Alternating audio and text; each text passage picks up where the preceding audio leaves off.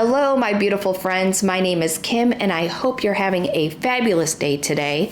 If you are interested in true crime stories like I am, go ahead and hit that subscribe button. But we're going to jump right in.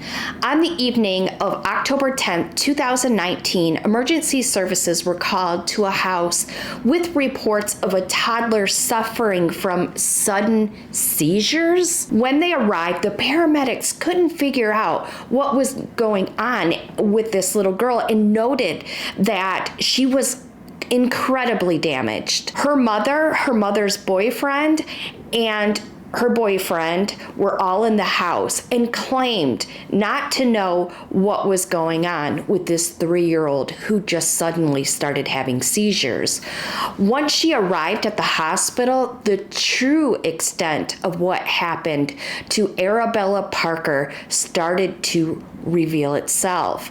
This was no random accident. Samantha DeCamp was 19 years old when she met 39-year-old Carl Parker in March of 2015.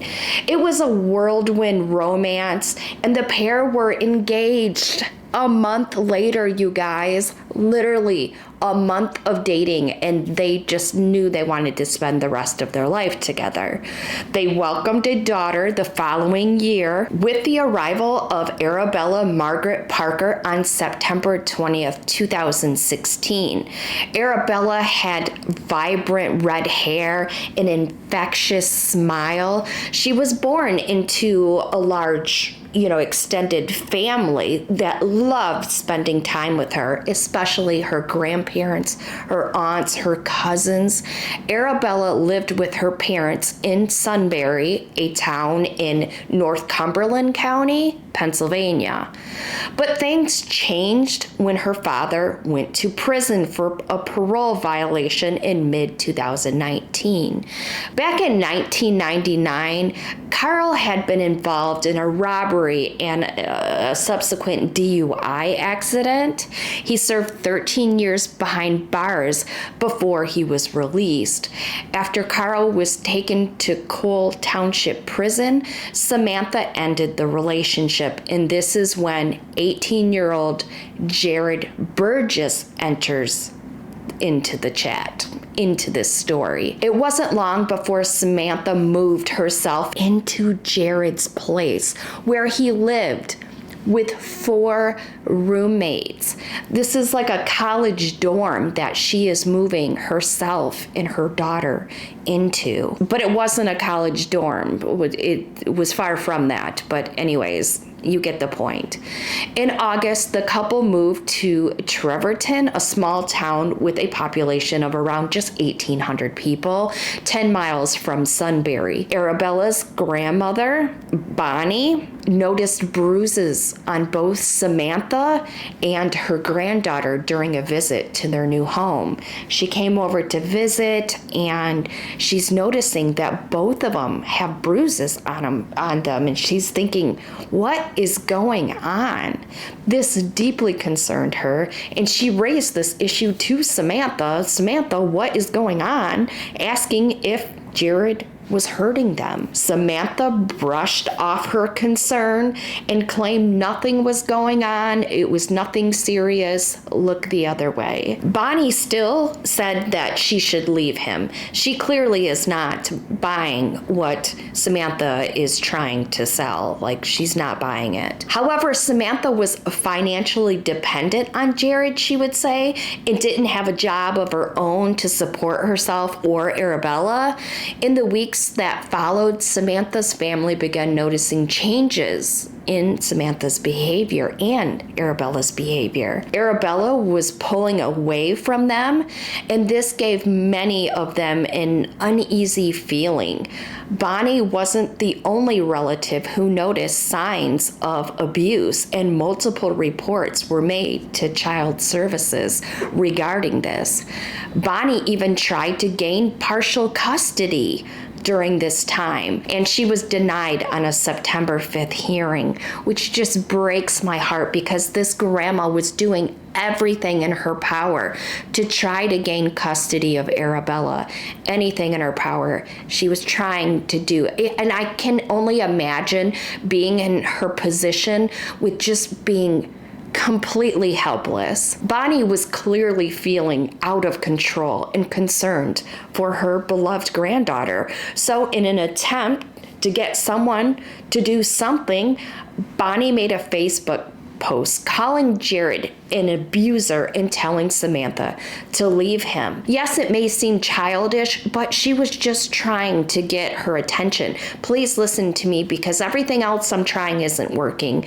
You know, you're kind of at your wit's end. And clearly Bonnie had every reason to worry, and we will get to that. But behind closed doors, the abuse Jared was inflicting on both Samantha and Arabella was increasing in intensity and callousness. Arabella was constantly covered in bruises. Then on October 6th, he snapped. Jared picked little Arabella up and threw her into a chair before assaulting her small little frame with a barrage of blows and kicks. He stomped on her stomach and then threw her onto the bed. Jared then punched Arabella again and again. When he was done with the abuse, he placed her into an empty bathtub and started filling it with water. Now, the obvious question is, where the heck is her mother? Why is Samantha not doing anything? Where is she during this attack? She was in the home, yeah, and she saw what was happening. Yes, she did. But she said Jared wouldn't let her leave or have her cell phone, so she just was helpless and couldn't do anything. On October 10th, Bonnie, the grandma, tried to see Arabella, but Jared prevented her from doing so. She knew right away that something was going wrong and went straight to their house. She's like, wait a minute. You know, because she knows they need a break. You know, they're not the most stable couple, you know. So when they weren't letting her see Arabella, she knew immediately there was something wrong. When Bonnie got to the front door, Samantha and Jared wouldn't let her inside. The police did go to the house later that day after Bonnie called and requested that they do some sort of welfare check on Arabella. She knew something was wrong. And so the police go there, right? And they said she was completely fine. But guess what? They did not do any checks for marks on her body. And had they, if they would have even questioned her, we would have a completely different outcome. Considering what had gone on just 4 days prior, because all those beatings that I just told you about was only 4 days prior, her body was bruised. And I almost feel like by this point, she would have had the courage to tell them what had happened to her had they bothered to ask. This was also Samantha's chance to get help for her daughter, but she failed to do so as well. Later that evening, Arabella was doing what toddlers do, being fussy with her food. You know, some days kids will down 4 cheeseburgers. The next day, they'll eat like a bird or nothing at all. She wasn't throwing a tantrum or having a fit. Arabella was simply full and not eating her cheeseburger. Her mom was washing dishes in the kitchen when she heard a large commotion going on. So Samantha went to investigate and found that Jared had Arabella shoved up off of the ground, pinned up against the wall by her neck. Samantha tried to pull him away, but he shoved her and then it just knocked her glasses off. And so she couldn't see and she's trying to get her glasses back on, but she saw Jared throw her daughter across the room. She traveled about 3 feet or so before she slammed into a Minnie Mouse couch, but Arabella's head did not make it to that couch, and it just bounced off the floor and cracked her skull. So tragic. The damage sent Arabella into a seizure.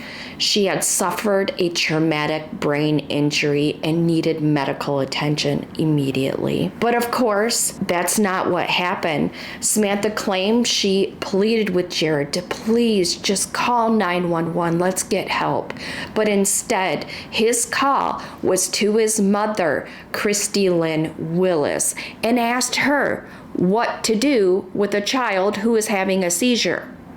Their phone search history showed such a term being Googled at 8:59. And all the while, Arabella continued to have repeated seizures. Her brain was swelling and permanent damage was occurring at this point because they were not getting her medical care. As if this case couldn't get any worse, Jared's mother was more concerned with keeping her son out of prison than she was for getting help for poor little Arabella. They were discussing what story they could make up to explain Arabella's injuries. Arabella's having seizures and they're discussing these people. Jared was worried about the older bruises, the previous abuse incidences. Whatever story they concocted about that night's events wouldn't explain what happened to all of those previous marks. Samantha even said she overheard Christy say she would tell the authorities that she was there at the time and that she would be a witness. If you love your child, don't do this, people. Just don't. This does not help them. Christy arrived 30 minutes later and was the one who called 911 from the home. Christy was ready to cover this all up for her son. It had been exactly 49 minutes since the Google search. So we don't know exactly how long it was, but we can probably guess that it was around an hour's time. When the emergency services arrived, Christy did, in fact, say that she had been at the house when Arabella started seizing. Jared and Samantha said the same thing. Samantha's back in the story as well, because, she's in fear with a million police around, ambulances, and her daughter rushing to the hospital. She's still in fear for her life. Okay. Arabella was taken to the hospital in Danville, and she was still in a comatose state. Since no one in the house told any of the emergency services workers about the blunt force trauma to Arabella's head, it had been over an hour and a half since Arabella's injuries occurred. They still hadn't revealed that she had brain swelling. She was taken for a CT scan, and it revealed massive bleeding and swelling to her brain. Arabella needed immediate surgery and had to have a portion of her skull removed to release the pressure. As the neurologist was performing the operation, they discovered section of Arabella's brain were already dead by this time. Once the surgery was completed, the medical staff could take in the extent of Arabella's injuries. She was placed on a ventilator while they began to document the signs of abuse on her body that were coming to light, that they were now seeing. They got this immediate thing down. Now they're documenting all the other things that were wrong with Arabella. Arabella had internal bleeding, broken ribs, and a fractured collarbone. Do you know how painful a fractured collarbone would be? She had bruises and marks all over her body. Since they could tell a significant portion of the bruises were from older incidences, the story put forward by Jared, Samantha, and Christy fell completely apart. Arabella was put on a ventilator, and when Samantha should have been at her daughter's bedside, holding her hand, desperately holding on for her to survive by a simple miracle. She went on to the Steve Wilkos show to try to prove that she was not responsible for hurting Arabella. You're not in this situation. You don't understand. No, I wouldn't allow to be in your situation. I wouldn't allow anybody to hurt my children. You think I allowed her? That is my sister that you allowed to get. I did not allow for her to. Yes, seriously you think did. I wanted this to happen? Are you kidding me? September 7th. I did not. You went back. Yes, you didn't know what the. All these people cared about was themselves. Every last one of them. If Samantha's intention was to gain sympathy or swing public opinion in her favor, it really did not work. It honestly didn't. It backfired. It completely backfired, bringing more attention to the case. On October 25th, Samantha was arrested for child endangerment. She had filmed the Steve Wilkos show just 2 days prior, and so the show gave what she said to the investigators working on the case before it was due to air. This gave additional evidence, and Samantha herself disproved the claims she made to the authorities in the past. Jared was arrested on the same day for child abuse charges. In November, Arabella suffered a stroke along with additional bleeding in her brain. Her doctor spoke to her remaining family members and said Arabella had no chance of waking up. This led to the heartbreaking decision that on November 20th to have 3-year-old Arabella Parker taken off life support. Arabella survived for 2 days on her own, much to the doctor's surprise.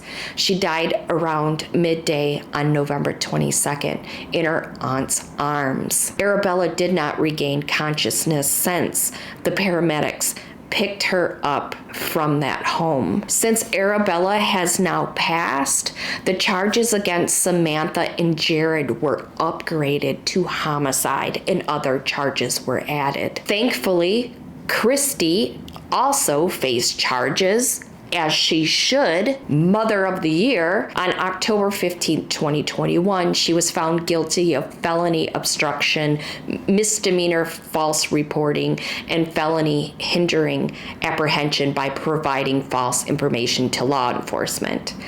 Jared's trial began in November of 2021. The prosecutors played his confessions to the jury. He admitted to picking Arabella up by her throat and attempting to throw her on that couch, but she instead hit the floor and began seizing. Of course, he greatly downplayed the level of abuse he inflicted on Arabella, as what he described could not have caused all the injuries to her poor little body. Once the trial drew to a close, Jared was found guilty of third-degree homicide of a child, 4 counts of aggravated assault, obstruction, and endangerment. Jared was sentenced to 24 to 50 years in prison, and I hope he serves every last day of those 50 years. Samantha's trial began in May 2022. She sobbed in court as the district attorney accused her of not trying to save her daughter or report any of the abuse she witnessed over the months that she was with Jared. Samantha's defense team said she stayed with Jared because she feared for her life. In the end, Samantha was found guilty of involuntary manslaughter, endangering the welfare of a child, and aggravated assault. She was sentenced to 12 to 25 years. And I understand that Samantha was a victim. I do. But sometimes you gotta pick your child over your own life. I would stand in a bus for my child, and that's exactly what most of you, 99% of the population, would do. You just don't stand by and watch your daughter get abused. What happens to you is one thing, and it's not good, and I hope that you know, there's some help that one can get, but you just don't stand and watch your poor 3-year-old get beat up like a freaking dude. There is no doubt domestic abuse can have lasting effects on one's mental health. And while Samantha was likely also at the receiving end of Jared's anger, she witnessed what was happening to her innocent, precious 3-year-old daughter, who deserves so much better than ending up in homicide. A very, very tragic case that breaks my heart. I don't understand parents like this. She was just tiny and vulnerable, and she needed to be protected. I really hope that Samantha gets some counseling while she is in prison. She will eventually get out. She will still have a long life to live after she gets out. So I just hope that she gets that rehabilitation while she's in there. Let's leave a purple heart in the comments for little Arabella and her surviving family that really tried over and over again to save her, but were shut down at every turn. Again, just heartbreaking. But I would love to hear your guys' thoughts down in the comments. Thanks to all my channel members and my Patreons who continue to support me. If you would like early access to new videos or decide the cases I cover next, you can do so by clicking the join button. Well, if you have made it to the end, you are a rock star, and I love you to death. There are more true crime stories in my Crimey Cases playlist for you to check out. Stay safe, my loves, and remember, if you see something, say something. Bye.